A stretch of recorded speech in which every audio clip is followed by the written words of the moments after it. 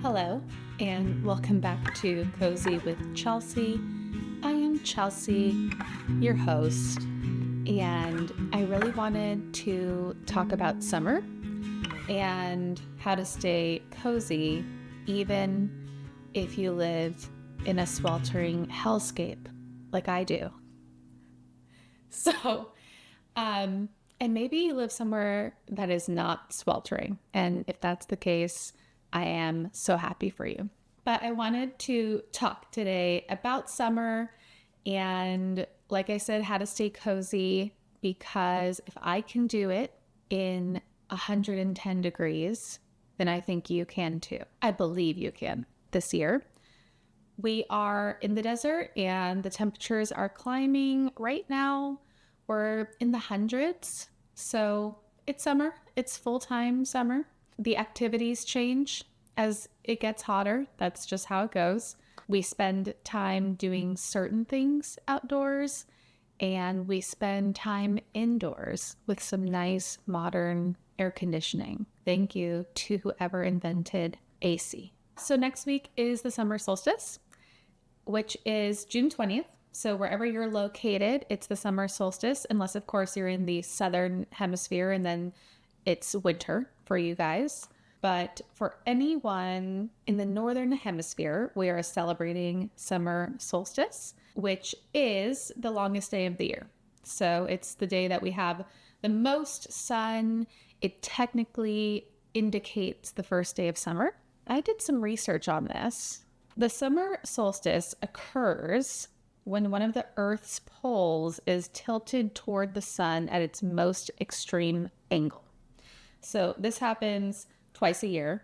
For us, it's in June, and then it happens again for the southern, when I say us, I mean the northern hemisphere, and then it happens again for the southern hemisphere in December. So that's why people in Australia have a warm Christmas. I think that's how that works. I've never been to Australia, but I'm pretty sure they celebrate Christmas and it's warm out. Ugh, don't take my word for it. So where I'm located, I looked it up and we should have about 15 hours of sunlight that day. That ranges depending on where you live, but it could be anywhere from 12 to a full 24 hours if you're up in Alaska. I've never been to Alaska. I really would love to go. And I'm not a cruise person because, one, I don't like buffets. I understand why other people do. However, I don't like other people or a lot of people touching things that I'm touching to get food that are going to go into my mouth. It doesn't vibe with me. That's one reason, the buffet. And also because I don't like the feeling of being stuck anywhere. To me, a cruise is kind of like a form of punishment, and it's just not for me. But I totally understand why other people like it. You go on a cruise, you get to visit places, you're on a boat, you get to drink. I don't drink, so it's just not much for me with a cruise. I like to be located on land. It could be an island. I don't feel stranded in Hawaii, even though technically I am. If something were to happen and I couldn't get out, I would be stuck there. But still, I'm on land, right? A boat, I've seen Titanic. I know how these things can go. So cruises are not for me. The point of this rant is that if I were to go to Alaska, that is the one cruise I would do. I would do an Alaskan cruise. I would overcome my objections to a cruise in order to see certain parts of Alaska that you can only see by a boat. That's my one caveat to cruises, is an Alaskan cruise. Back to the summer solstice. I also looked into the history of it because I know it's something that's, been celebrated for a long time, but I didn't know exact specifics on it. Many different cultures have celebrated the summer solstice, and of course, in all different ways. But it is something that is, fairly universal across the world and throughout history. You probably have heard of Stonehenge, which is located in England. It's the rocks, the circle of rocks. Are they called rocks? Would they be boulders? Big rocks in a circle. You've seen it. I guess that was intended for the summer solstice. So I'm sure it's had many other uses too, but it was a place that people went to, and the sun would kind of shine in a certain way through the formations of the rock boulder things. So I thought that was interesting, and people still do that. Thousands of people every year go to Stonehenge on the summer solstice. So next week, if you happen to be in England going to Stonehenge, I hope that you have a great summer solstice. I am drinking a matcha today. It is iced, and it is once again with almond milk and a little bit of maple syrup. Stonehenge is one of the areas that was known to have been used in celebration of the solstice. It does actually say, according to BBC, the sunlight is channeled into the center of the monument. I would actually love to see that if I could. I've always wanted to see it. I've been to England actually a few times and never made my way to Stonehenge. So next time, it's on the list. Then there is Midsummer. So you've probably heard of Midsummer as well. That happens in Sweden. I'm sure it happens other places too. Those celebrations are rooted in paganism, similar to Stonehenge. And really, if we're going to get into it, all major celebrations are rooted in paganism. Midsummer was a way for them to celebrate the solstice. It's filled with food, I'm sure for the longest time, locally grown summer foods. Wouldn't that be nice? And drinking and singing and celebrating and dancing and flower crowns. So that is an actual thing. And also don't forget the maypole dances. If you've seen the movie Midsummer, you'll probably have some visuals going on of what that looks like. Of course, that movie is a horror movie, and I'm not saying that equals how people celebrated that in the past, but yeah, that movie, I mean, you'll see some flower crowns, you'll see some dancing, you'll see some other stuff that is a little scary. That's actually one movie I watched that I could stomach that was a horror movie. See, I don't like scary movies at all. Don't like them. I will feel physically, emotionally, and spiritually ill for 1 to 3 weeks after watching one of those movies. However, I was able to watch Midsummer and actually loved that movie. I would have to say probably a large part of that is because Florence Pugh is in it. Also, it was just very well done, and I can do a little bit more suspense, creepy-ish, depending on what's going on. But I was able to watch that one, and I really loved that movie. If you're like me and you have a scary movie phobia, then maybe you could watch Midsummer. The summer solstice is also, in the Taoist tradition, it signals the peak of yang energy, and yang or yang energy is masculine energy. So that's the peak of it in the summer, but it also signals the incoming yin energy. So once we head into fall and winter, that's more of that yin feminine energy.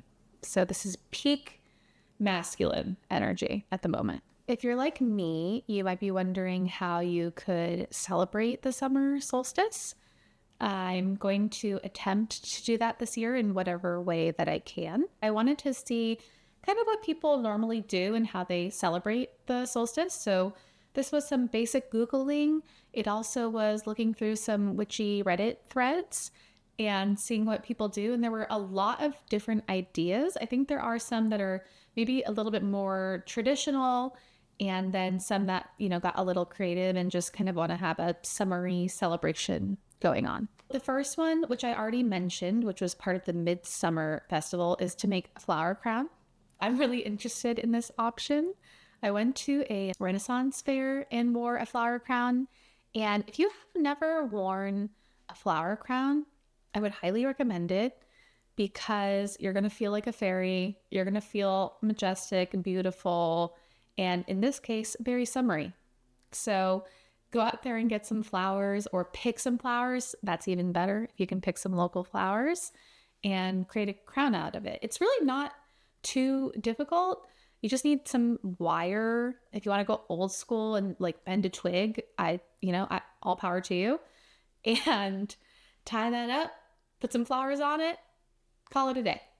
You can make a flower crown is one option. Another one I saw a lot was to cook a meal.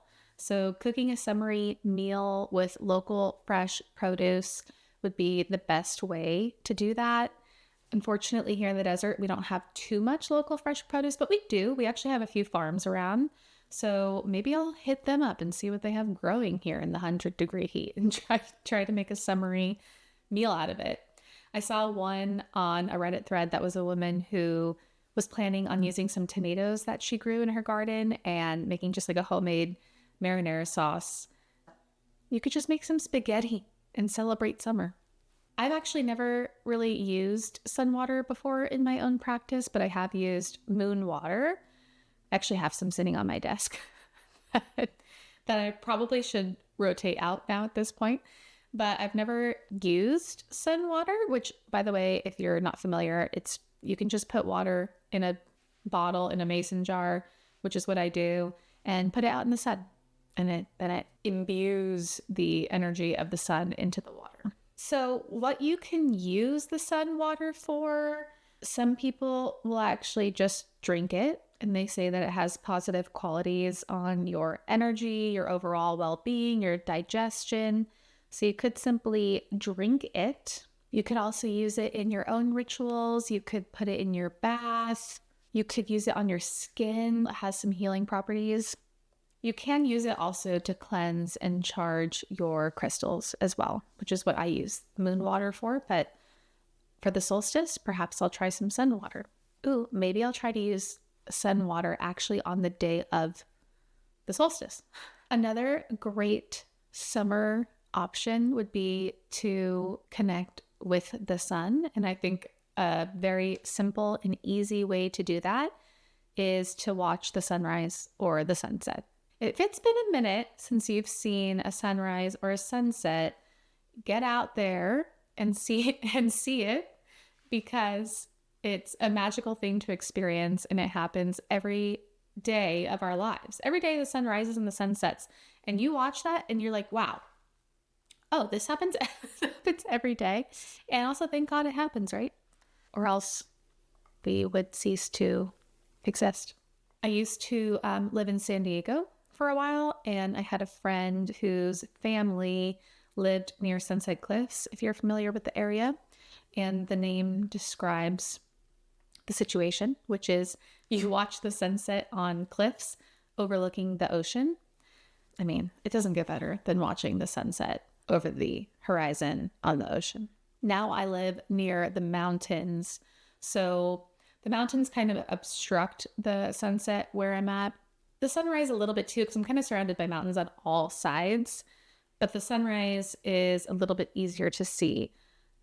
However, what I will say is, even though the sun is setting over the mountains, the way that it looks and the way that it reflects onto the sky is incredible. So every sunrise and every sunset in each location has its own beautiful qualities to it. There's always meditation. If you're like me, you might find it hard to meditate for more than 5 minutes at a time. And I want to be the one to tell you, you can meditate for a minute and you have meditated. Now, the longer the better, right, with meditation. But I think sometimes the hardest thing is just getting yourself to the point where you'll even allow yourself to think of meditating. So just go for a minute, go do 1 minute, and then see how long that you can make it last. But for the solstice, I think meditating under the sun, so actually going outside and meditating and being able to connect with nature in that way while meditating is a great way to do that. I actually just talked to a friend, and she can do 50 minutes straight meditating in her backyard in the sun. And she described it as, after she was done, like putting on glasses and everything was clearer. And I know that feeling that she's talking about because I've had that before, where everything just looks a little bit more vibrant. The sounds sound different, more clear, and it's obviously has a lot of benefits. If you can go meditate for a few minutes under the sunlight out in nature, that's a great way to celebrate as well. I also have bonfires. Summer is a hot season, but the night is always cooler, right? Even where I live, we have 100, 110 degree days. And then once the sun goes down, for us, it's still 90-ish degrees. So it's not really bonfire weather, I visit Illinois a lot because that's where my family's at. And those nights I'm cold in the summer. I think it's like 70-ish degrees at night there, but with the humidity and we're on the river over there, we have tons of bonfires and I need a blanket and leggings and a sweatshirt. So if you live somewhere where you can have bonfires, that is an ideal summer solstice activity. However, you can celebrate summer or celebrate the sun or something of that sort. There's so many things you could do. You could just go to the farmer's market, go outside, be grateful for the sun, that it rises every day and allows you to have another day of life. Whatever you think of, incorporate something on the summer solstice. Personally, I actually will be in Illinois for the summer solstice, and we are having a catfish night with my family. Basically what that means is we all spend time outside, we go fishing, and people try to catch specifically a catfish. We do release the fish, by the way, for anyone wondering. If you catch a catfish, that's the goal, but we're just fishing in general and cooking and barbecuing, and we have bonfires, and sometimes we make pudgy pies, which are a thing I only learned about since entering this family. It's really my fiance's family that does this. It's just a really great time, and the kids run around, and last year we had fireworks, and there's a lot going on Catfish Day. But I think that is probably a wonderful way to celebrate the summer solstice. I really want to dive into how you can still have a cozy feeling in the summer. The reason I'm saying this is because I think just most people think of cozy as a fall or winter feeling, which makes sense because those are seasons where you want to cuddle up and you want to have the fire going and you want to have your warm cup of something and you want to bake pies or it's Christmas or Thanksgiving or it's fall and you get it. Those have always been my favorite seasons. Especially growing up here, I was just waiting and waiting and waiting until it got a little bit cooler in the fall and the winter and I could drink warm coffee again and not be sweating all the time. However, I think that cozy can be incorporated into all of the seasons. And I'm going to talk today specifically about how you can incorporate cozy into summer. I feel like that's the hardest season, right? To think of cozy. When you think of summer, it's like, I'm hot. How am I going to be cozy? Cozy to me is really where I'm feeling comforted and loved and safe and I'm having fun. Let's talk about how you can incorporate those feelings into your summer activities. I want to break this into two categories, which one is things to do outside in the summer, and then we have things to do inside in the summer. Yeah. So I'll start with the outside. Now, this is going to be different for everybody based on where you live. Again, my example, hot, really hot. Now, you might live somewhere a little bit more north that has the wonderful, most perfect summer ever. Portland, Oregon is the best summer I've ever experienced. Illinois is a great one too, though it is like quite humid. Or maybe you're in Florida and you're just absolutely dying of heat and humidity and all of the things you guys have going on down there. There's a lot happening. Okay, so things to do outside. First of all, find water. Where can you find some water if it's hot? We have a lake here. It is man-made, of course, but we have a lake and that's a great option. If you have a river nearby, if you're lucky enough to live near the ocean and you have a beach. Do you have a pool? Is there a pool nearby? Do you have a pool? Do you have a friend who has a pool? Do you have a community pool you can access? Do you have a pond? There's got to be something near you with a little bit of water. I mean, a pond is not going to be as fun, but hey, it's a form of water. Find your nearest water and go to it. So for me, that is the lake. We'll go out there and rent a boat for the day, or I have a friend who has a boat too. Boat friends, pool friends, those are the friends to have. If you can find a boat near you, that is such a cozy activity to me. It's just the best time. You're playing music, you're driving the boat, you're jumping in the water, getting back in. If you're lucky enough to have a boat where you can do some water sports, that's great. I love wake surfing personally. that's something that I can accomplish. Water skiing is a little bit more difficult for me. I did that one time one summer and absolutely ripped both of my forearms to shreds, like so much where I couldn't type for like a week at work, and I had to use the voice to text thing to make emails. So be careful if you're water skiing for the first time ever. I'll be traveling to Illinois and I get to be right on a river, and it's the best thing ever. So find some water. Summer is also the time for vacation, if that's something that you can incorporate. Camping can be extremely cozy. I will admit right here and now that I'm not a camping person, and that is simply because I didn't grow up in a family that camped. I've just never really camped.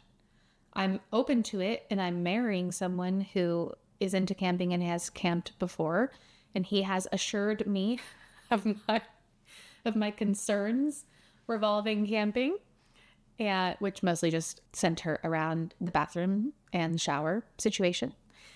But as long as I can get a hold on those two, then I would love to camp.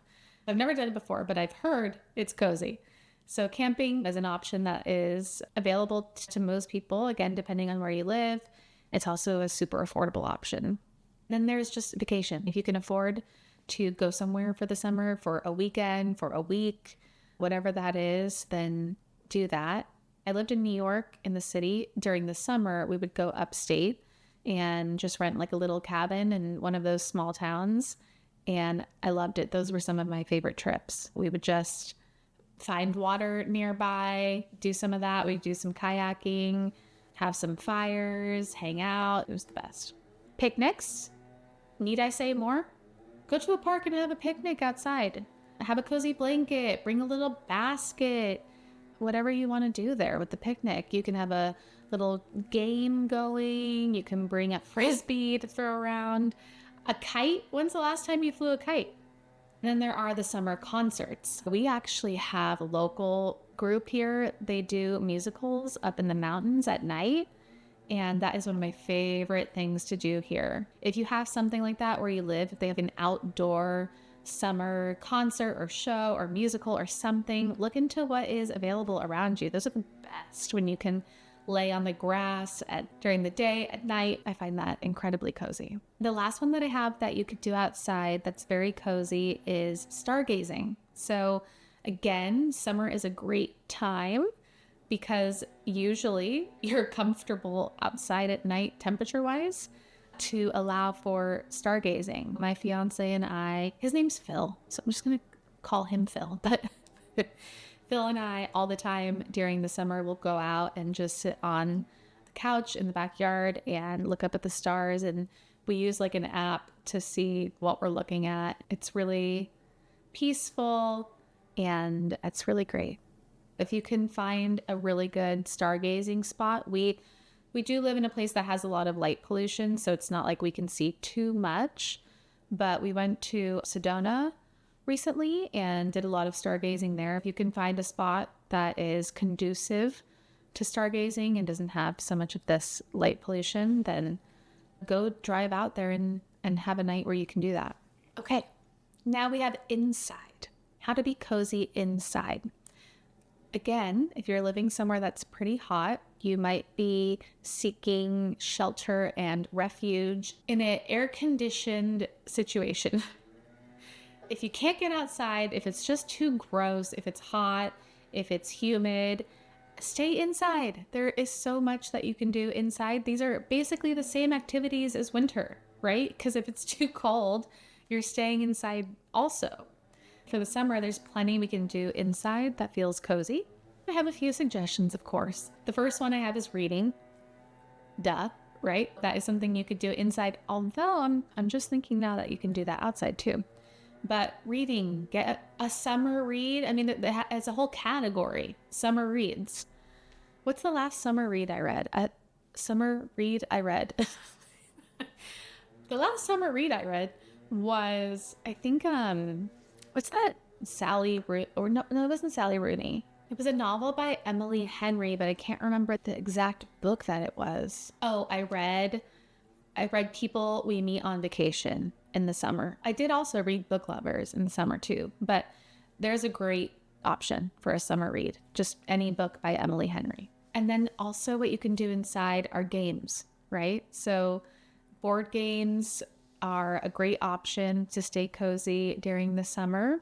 This is not really the coziest game, but we have been playing Zombie Burrito, which can become kind of violent quickly, but that's a great game to play. And if you want to get a workout in, that's also an option with that game. But we've been playing that a lot. And then there's puzzles, of course. I love a good puzzle. You could spend the whole summer doing a 5,000 piece puzzle if that's your thing, if you're into that. Of course, there's video games. I am not really a video game person. I have played a few. My brother is really into video games, and that's definitely a cozy activity for him. There are a lot of cozy video games. If I do play a video game, it will be a cozy version. I've played Animal Crossing, of course. I've played Sims too. So that was like my intro into gaming. But my favorite game that I've ever played on the Switch was called Calico. So I think it's like an indie game, but in that it's kind of witchy and it's super cozy. You just do like little tasks and there's a lot of animal involvement. There's a lot of cats. It's a whole cat witchy thing. So if you're into that, I would definitely check out that game. I loved it. I just keep replaying it. So I love that one. Of course, you can always do crafting. So maybe incorporate a summer solstice craft. Maybe you can make a sun catcher. Any crafting you could do inside is an option, of course. And then there's also movie marathons, movie nights. If you're lucky enough where you could watch a movie outdoors, if you have a projector situation, then you're really winning at life. We've been watching Hunger Games, so that's a great one to rewatch that feels kind of cozy, even though it is about really a horrible situation where children are fighting to the death. But yeah, somehow it feels cozy, right? You can also go somewhere if you want to travel in the heat to a place that's air conditioned. A museum is a great option. That's a huge thing I miss about New York, is I could go to any of those museums. If you live somewhere where you have some good museums near you, even go somewhere local. Go to museums, go to your local bookstore. We have one here, which I love going to. Go to a cafe. You could go to a yoga class. You can go to a sound bath. Go to the library. When's the last time you've been to the library? And by the way, the library has free stuff all the time. Do you guys know this? I was looking at the events and they just have like classes and meetups, and a library near me every month they have a new art collection. So check out your local library and see what they have available. That's a cozy activity you could do during the summer. We also have writing. So I already covered reading, but of course you can write in your journal, write a blog, write a short story, start that novel you've been thinking about for 10 years. I don't know, whatever you feel like writing, give it a go. I've actually been seeing so much about junk journaling, which is not really how I normally do it. I'm just like words and pages forever, but I'm really into this idea of junk journaling, and I'm reading a book, actually, it's right here for those that are watching. It's called Trying Not to Spill My Matcha. Let me put it on my computer screen. That's the right thing to do. Okay, this is the book. Simple Abundance. This is written by Sarah Bon Breathnock, and it says 365 Days to a Balanced and Joyful Life. So this book, if you haven't picked this up before, get it. Ideally, you get it in the beginning of the year because it's a page for each part of the year, but you could start anywhere in the year. It really doesn't matter. But she has a practice in here where you kind of keep a journal on hand, which is what I've been doing. And then anytime you see something, so if you're flipping through a magazine or reading the newspaper, or you want to print something specific, whatever it is, if you see something that catches your eye for any reason whatsoever, you put it in this journal. I've been carrying around this book bag and I have my junk journal in there. So that could be your summer craft. I've been actually collecting a lot from, I signed up to this, it's not really a newspaper, but It's a monthly subscription, and they send you, it's like in the format of a newspaper, but it's called Les Petites. So if you just look that up, I think if you Google that, you'll find it.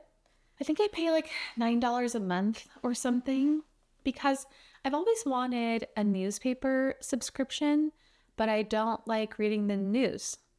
So I'm like, where can I find something that's enjoyable to read that I get every month? Okay, so it's called Les Petites 3, and the website is lespetites3.com. Their website describes it as a new kind of newspaper. Les Petites 3 is for those who long for the romance of reading the paper but need a break from the news. Wow, that's what I just said. Les Petites 3's mission is centered around infusing life with meaning by living in tune with the seasons, with each month's issue acting as a love letter to the present that expresses the themes at hand through articles on mindfulness, slow living, art, astrology, literature, mythology, history, health, spirituality, philosophy, and more. A little esoteric, a little intellectual. So if that sounds like something that you would be into, I would highly recommend signing up for that. I get it once a month, and it's like the thing I'm most excited to receive in the mail, and it's great. Another cozy activity inside is to take a bath. Let's go to the OG cozy rituals. Bathing, right? That's been like the cozy thing to do for a millennia. If you have a bath, get in it. The last one I have that you could do inside is just to cook a cozy meal. If you're trying to find that cozy, winter feeling, hey, I'm a fan of chili in the summer. If you want to go make some chili, make a stew, make a soup, I am 100% on board with you cooking a hot, steaming meal in the summer. I'm good with it. You could also try to have a cozy, lighter, summery meal. Personally, I don't even know when this happened, but at some point I became a salad person. When I was younger, my mom made a lot of salads, and I'm like, they're not good. Salads aren't good. And then at some point, of course, I started to make salads and realized, oh, a salad can be delicious. There's a lot of different ways to make a salad. At the heart of it, a salad is just things in a bowl, right? If we're going to get so basic about it. So make a cozy salad. And that's the thing too, like why do winter salads get to be the only ones that have kind of like a little bit of a sweet dressing with apples in it? Why isn't that a summer thing? So make a cozy salad.